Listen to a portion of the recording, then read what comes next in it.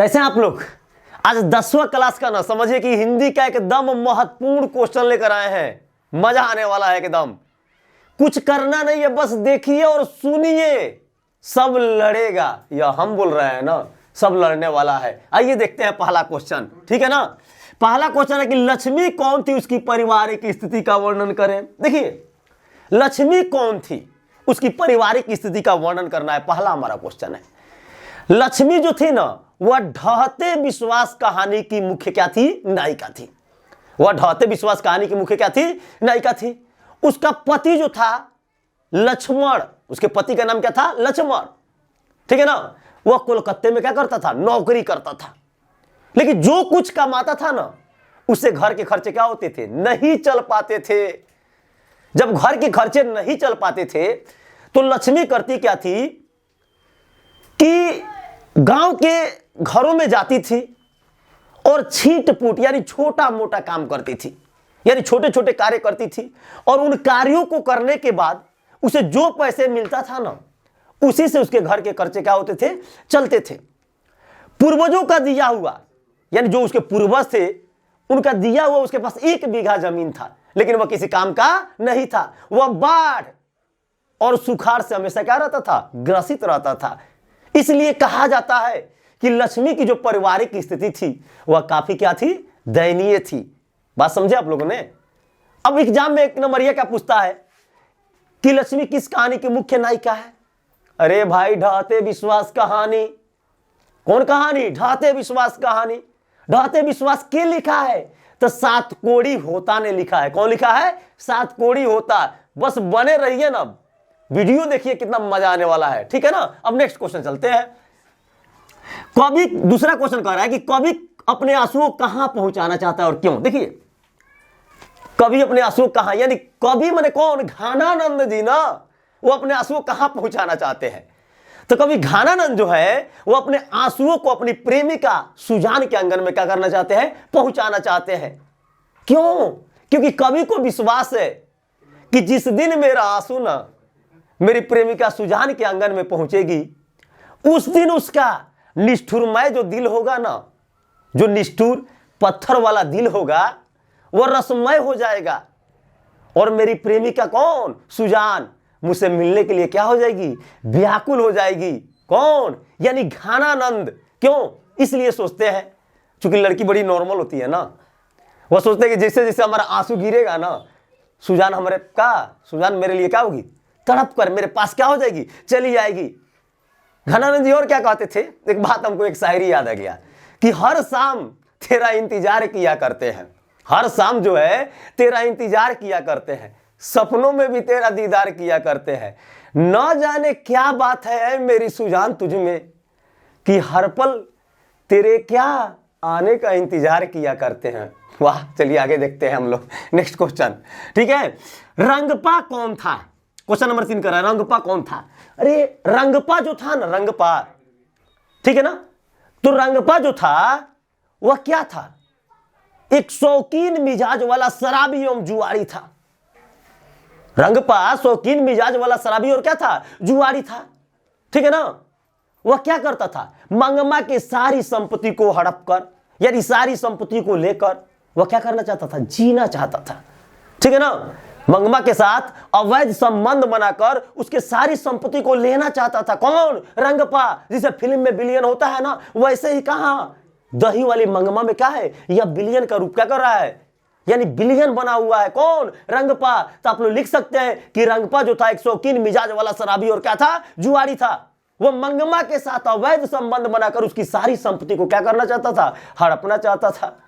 कौन, रंगपा जो था। इसीलिए गांव के लोग जो थे ना, उसे शैतान और हैवान के नाम से क्या करते थे, जानते थे। किसको, रंगपा को। बात समझ में आया ना। लेकिन उसकी पतोहुआ कौन, नंदमा भी कम नहीं थी, बड़ी होशियार थी, सेटलमेंट नहीं होने दी। आगे देखते हैं क्वेश्चन नंबर 3, क्वेश्चन नंबर 4। देखिए, बाड़ी कब विष के समान हो जाती है। देखिए, बाड़ी कब विष के समान हो जाती है, जब मनुष्य करता क्या है कि राम नाम का गुणगान छोड़ देता है और राम नाम का गुणगान छोड़कर तरह तरह के कर्म कांडों में लीन हो जाता है, बहुत सारे कर्म कांड में लीन हो जाता है। और जब तरह तरह के कर्म कांडों में लीन हो जाता है, ईश्वर का गुणगान करवे नहीं करता है, तो बाड़ी विष के समान हो जाती है। क्यों? क्योंकि उसके मुख से जो नहीं निकलना चाहिए वह निकलना क्या हो जाता है, शुरू हो जाता है। तो उस समय उसकी वाणी क्या हो जाती है, विष के समान हो जाती है। याद रखिएगा इस बात को, फिर एक बार और सुन लीजिए कि जब मनुष्य राम नाम का गुणगान छोड़कर वह तरह तरह के कर्म कांडों में क्या हो जाता है, लीन हो जाता है, तरह तरह कर्म कांडों में वह लीन हो जाता है, तो उसकी वाणी क्या हो जाती है, विष के समान हो जाती है। बस इतना आप लोग याद रखिएगा, मजा आ रहा होगा, एकदम देखते रहिए, सीरियसली मुस्कुरा मुस्कुरा कर देखिएगा। नेक्स्ट क्वेश्चन देखते हैं, 5वां नंबर क्वेश्चन। पहली बार देखिए बहादुर का वर्णन करें। अब देखिए बहुत इंपॉर्टेंट क्वेश्चन है, सारा एकदम मजा आएगा, एकदम मैट्रिक के विद्यार्थी एकदम जोरों शोरों से शेयर कीजिए, मजा आने वाला है, ठीक है ना। पहली बार देखिए बहादुर का वर्णन करें, क्वेश्चन नंबर 5 कहता। अब देखिए बहादुर जो था ना, एक नंबर यह क्वेश्चन पहले पूछता है कि बहादुर को उम्र क्या थी। अरे यार 12-13 साल का था। कौन साल का था, 12-13 साल का था। और बहादुर लिखा क्या था, अमरकांत ने लिखा था। कौन लिखा था, अमरकांत ने लिखा था। बहादुर पहली बार देखिए बहादुर का वर्णन। देखिए बहादुर 12-13 साल का एक नेपाली लड़का था। उसका शरीर जो था ना ठीगना चकैत, रंग गोरा, और मुंह जो था ना वह चपटा था। मुंह क्या था, चपटा था बहादुर का। वह आधी बाकी सफेद कमीज, आधी बाकी का सफेद कमीज और सफेद नेकर पहना हुआ था। पैरों में भूरे रंग का जूता पहना हुआ था और गले में स्काउटों की तरह एक रुमाल बंधा हुआ था। कौन, बहादुर, ठीक है। सभी लोग जो थे ना उसको आश्चर्यजनक दृष्टि से क्या कर रहे थे, देख रहे थे। किसको, बहादुर को। क्यों, क्योंकि वो अलबेला दिखाई पड़ रहा था, क्योंकि वो अजूबा था ना। मुंह चपटा, ठीकना माने छोटा, ठीकना माने क्या, छोटा था, रंग गोरा था। किसका, बहादुर का। लिख लीजिएगा, समझ में आ गया होगा, ठीक है ना। नेक्स्ट क्वेश्चन देखते हैं। 6वां नंबर क्वेश्चन कहता है कि मंगमा का चरित्र चित्रण करें। अब देखिए मंगमा का चरित्र चित्रण करना है। मंगमा जो है ना एक दही बेचने वाली भारतीय नारी है और दही बेचकर अपने घर के खर्चों क्या करती है, चलाती है। कौन, मंगमा। मंगमा दही बेचने वाली एक भारतीय क्या है, नारी है। वह दही बेचकर घर के खर्चों क्या करती है, चलाती है। होता क्या है, मंगमा जब क्या करती है कि मंगमा का एक पुत्र है, एक पोतोहू है और क्या है, एक पोता है। लेकिन क्या मंगमा का हृदय जो होता है ना वह काफी दयालुपन होता है। वह अपने पोते से अलग नहीं रह पाती है। कौन, मंगमा। इसीलिए जब नंदमा उसे क्या करती है, मारती है, तो यह जाकर पूछती है क्यों उसे मार रही है। किसको, नंदमा से पूछती, तुम इसे क्यों मार रही है। तो वह क्या करती है, मंगमा को धक्का दे देती है। बेचारी मंगमा धाए दे गिर जाती है। जब गिर जाती है उठ के खड़ा होती है। पता हुआ फिर कौन, नंदमा उसको क्या कहती है, बोलती है कि मैं अपने बेटे को मारूं या कुछ करूं, तुमको उसे क्या करना है। यह वर्चस्व दिखाना चाहती है। तो बस लिखना क्या है आप लोग को कि मंगमा का चरित्र लिखिएगा। मंगमा दही बेचने वाली एक भारतीय क्या है, नारी है। दही बेच के अपने घर के खर्चों को चलाती है। वह काफी दयावान है। वो अपने पोते, पतोहू और बेटे से काफी क्या करती है, प्रेम करती है। पतोहू के द्वारा उसे प्रताड़ित किए जाने के बाद भी वह घर छोड़ के क्या होती है, चली जाती है। लेकिन नंदमा जब उसे मनाती है तो पुनः वह वापस क्या होती है, चली आती है। कौन, मंगमा। बस याद रखिएगा यही है उसका चरित्र क्या, चित्रण। आगे देखते हैं नेक्स्ट क्वेश्चन 7वां कि पप्पाती कौन थी, वह शहर क्यों लाई थी। देखिए पप्पाती जो थी ना वह वली अम्माल की पुत्री थी। ऑब्जेक्टिव में भी पूछता है कि पप्पाती कौन थी, तो पप्पाती वली अम्माल की पुत्री थी। वह मेनाजाइटिस से क्या थी, ग्रसित थी, यानी उसको बुखार आ गया था।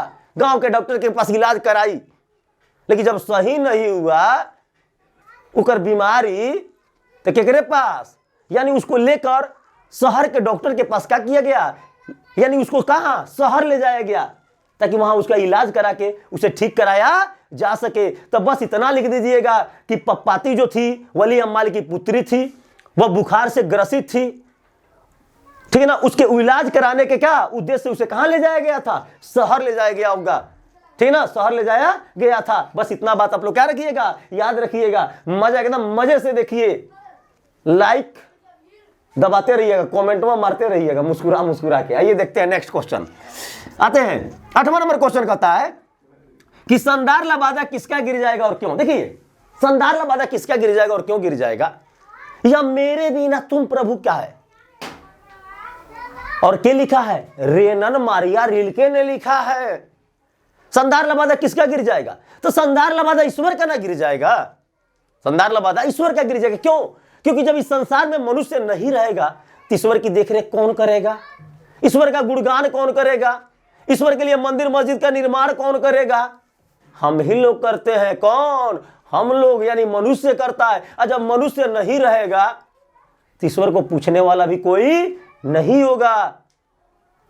याद रखिएगा कि संदार लबादा ईश्वर का गिर जाएगा। क्यों, क्योंकि जब मनुष्य नहीं रहेगा तो ईश्वर को, यानी ईश्वर के लिए मंदिर मस्जिद गुरुद्वारा का निर्माण कौन कराएगा, ईश्वर का गुणगान कौन करेगा, ईश्वर के द्वारा बनाई गई सुंदर दुनिया का वर्णन कौन करेगा, कोई नहीं करेगा। इसलिए किसका लबादा गिर जाएगा, तो ईश्वर का। बस इतना याद रखिएगा, ठीक है ना। चलिए 9वां क्वेश्चन देखते हैं। सीता कौन थी उसके बारे में बताना है। अब देखिए सीता कौन थी, सीता कौन थी। सीता जो थी, धरती कब तक घूमेगी कहानी की मुख्य क्या है, पात्रा है यह। यानी सीता के 3 बेटे 3 बहुए और अनेक पोता पोती है। सीता के एग्जाम में पूछता है कि सीता कौन थी, तो लिखिएगा सीता। धरती कब तक घूमेगी कहानी की मुख्य क्या है, नायिका है। उसके 3 बेटे 3 बहुए और अनेक क्या है, पोते पोती है। घर में ना बच्चों के अलावा उसे किसी से प्रेम नहीं है। बच्चे जब उसके पास आते हैं ना, बच्चा जब उसके पास आता है सब, तब बहुए चिखती और चिल्लाती है, अरे मत जाओ उसके पास मत जाओ। बहुए चिखती और क्या करती है, चिल्लाती है। बेटे कभी उसका हाल चाल भी क्या करते हैं, नहीं पूछते हैं। बेटे जो कभी हाल चाल भी उसका नहीं पूछते हैं। लेकिन कब होता क्या है कि जब तीनों बेटों ने यह तय कर लिया कि सीता जिसके यहां रहेगी उसी के यहां खाएगी, ठीक है ना, सीता जिसके यहां रहेगी उसी के यहां क्या करेगी, खाएगी। तो सीता इस बात को सुनकर काफी उदास हो जाती है। काफी क्या होती है, उदास हो जाती है। और उसको ऐसा लगता है कि अब धरती क्या हो रही है, घूम रही है। क्या हो रही है, घूम रही है। लिखना क्या है, तो बस लिखिएगा कि सीता के 3 बेटे 3 बहुए अनेक क्या थे, पोते और पोतिए थे। सीता को घर में बच्चों के अलावा किसी से प्रेम नहीं था। बच्चे जब उसके पास आते थे, बहुए चिखती और क्या करती थी, चिल्लाती थी। बेटे कभी उसका हाल चाल भी क्या करते थे, नहीं पूछते थे। जब तीनों बेटों ने यह तय कर लिया कि सीता जिसके यहाँ रहेगी उसी के यहाँ क्या करेगी, खाएगी, तो सीता अपने घर में घुटन महसूस करने लगी। एग्जाम में पूछता है कि सीता अपने घर में घुटन क्यों महसूस कर रही थी। आंसर यही लिखिएगा भाई मेरे। आगे देखते हैं नेक्स्ट क्वेश्चन, 10वां नंबर देखते हैं कि बेटे को आंसू कब आते हैं और क्यों। देखिए बेटा जो होता है ना छोटा सा, बेटे के आंसू कब आते हैं और क्यों, यह अनामिका जी का है, अक्षर ज्ञान का लिखा हुआ है, अक्षर ज्ञान में है और अनामिका जी का लिखा हुआ है। तो बेटे के आंसू कब आते हैं और क्यों, बेटा जब अक्षर ज्ञान की सीढ़ियां चढ़ता हुआ अंगा पर जाता है, देखिएगा अंगा पर जाएगा, तो उसकी टेढ़ी में नहीं बनावट उसे सधती नहीं है। टेढ़ी मेढ़ी जो उसकी बनावट है उससे सधती क्या है, नहीं है। वो उसे बार बार लिखने का कोशिश करता है, लेकिन जब नहीं लिख पाता है तो उसके आंख से आंसू निकल जाते हैं, वह रोना शुरू कर देता है। उसकी आंख से क्या निकल जाते हैं, आंसू निकल जाते हैं। लेकिन वह आंसू जो होते हैं उसमें हताश नहीं, उत्साह पैदा करते हैं, जो सृष्टि विकास की क्या है, कथा है। इस बात को आप लोग याद रखिएगा, एग्जाम में पूछता है कि सृष्टि विकास की कथा क्या है, ठीक है ना। तो बेटे के आंसू कब आते हैं, बेटा जब अक्षर ज्ञान की सीढ़ियां चढ़ता हुआ अंगा पर जाता है तो उसकी टेढ़ी मेढ़ी बनावट उससे सधती नहीं है। वह बार बार उसे लिखने की क्या करता है, कोशिश करता है, और जब नहीं लिख पाता है ना तो उसकी आंख से कहां निकल जाते हैं, आंसू निकल जाते हैं। भूलिएगा मत, ठीक है ना। आगे देखते हैं 11 नंबर क्वेश्चन, कवि की दृष्टि में आज के देवता कौन है और कहां मिलेंगे। देखिए कवि की दृष्टि में आज के देवता कौन है और कहां मिलेंगे, क्वेश्चन एकदम झकास क्वेश्चन है। तो कवि की दृष्टि में आज के देवता जो है गरीब, किसान, मजदूर। कवि की दृष्टि में आज के देवता कौन है, गरीब है, किसान है, मजदूर है। और वे कहां मिलेंगे, वह कहां मिलेंगे, खेतों में कुदाल चलाते हुए, सड़कों पर क्या गिट्टी तोड़ते हुए, और खलिहानों में क्या काम करते हुए क्या होंगे, मिलेंगे। तो याद रखिएगा कवि की दृष्टि में आज के देवता कौन है, तो कवि की दृष्टि में आज के देवता कौन है, गरीब, किसान, मजदूर है। वह काम करते हुए खलिहानों में, कुदाल चलाते हुए खेतों में, गिट्टी तोड़ते हुए कहां मिलेंगे, सड़कों पर क्या होंगे, मिलेंगे। मजा आ गया होगा। फिर वेट कीजिएगा, इसका सेकेंड पार्ट लेके आ रहे हैं। पूरा एग्जाम में लड़ाना मेरा काम है, बस लाइक दबाते रहिएगा, शेयर करते रहिएगा। और जो अभी तक क्या कहा जाता है नए हैं, वो फटाफट क्या कीजिएगा, जुड़ जाइएगा, लड़ाएंगे हम, नंबर पाइएगा आप। चलिए फिर मिलते हैं।